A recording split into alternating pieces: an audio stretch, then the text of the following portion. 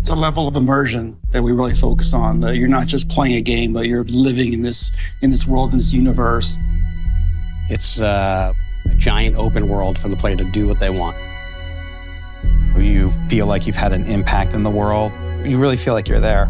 There's certain, types of entertainment where you're just experiencing it. You're taking in what the creator wants you to see, and they draw that dotted line between this happens, go here, do this. The more that we can put you in the situation where you're going to decide. That's what makes video games the best form of entertainment that they are.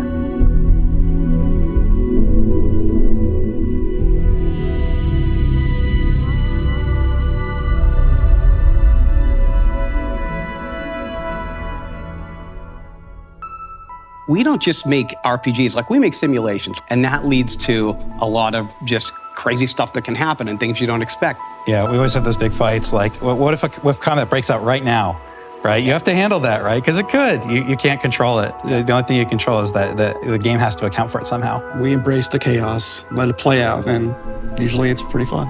A lot of us have been doing this for a long time together, and it's nice with Starfield to go back to some things we didn't do, the backgrounds, the traits, the defining your character, all of those stats.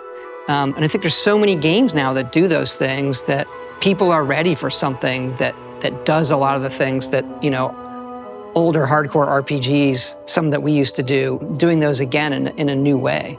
We've always allowed the player to create really interesting, unique characters. This game, we've definitely severely leveled up. The tech is based on scanning of real-world models, similar to the photogrammetry we do in our landscapes. We're kind of applying the same thing to our people as well, because it's not just the appearance of your player and all that, but we want all the personal interactions with NPCs, other characters in the game, to be as impactful as possible. And for that, you have to believe these are real people. You're a real person interacting with real people.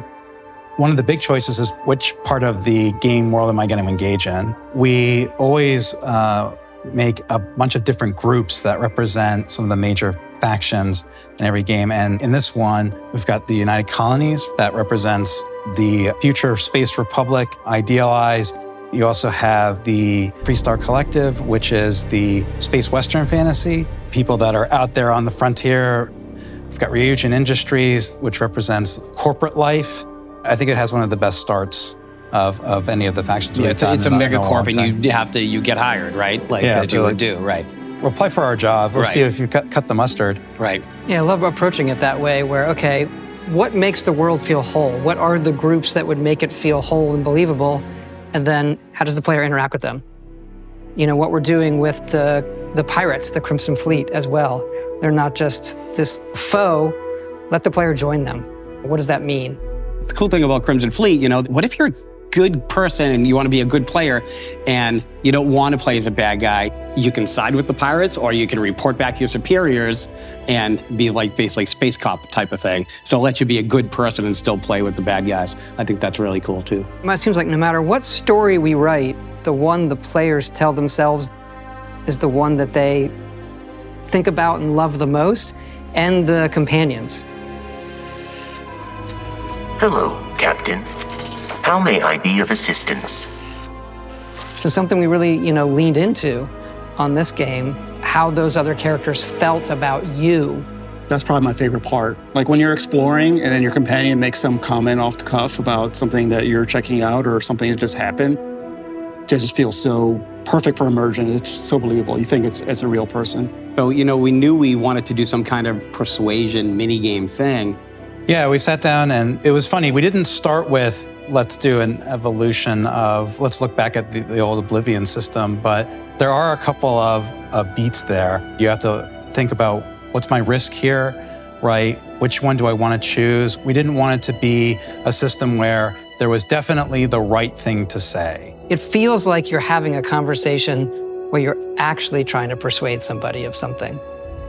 So it's actually, I think it's, as far as new systems in dialogue, I think it's definitely one of the most successful ones that we've had. Yeah. I think when we knew we were making a game about space, you ask yourself certain questions, and that question is, what is out there?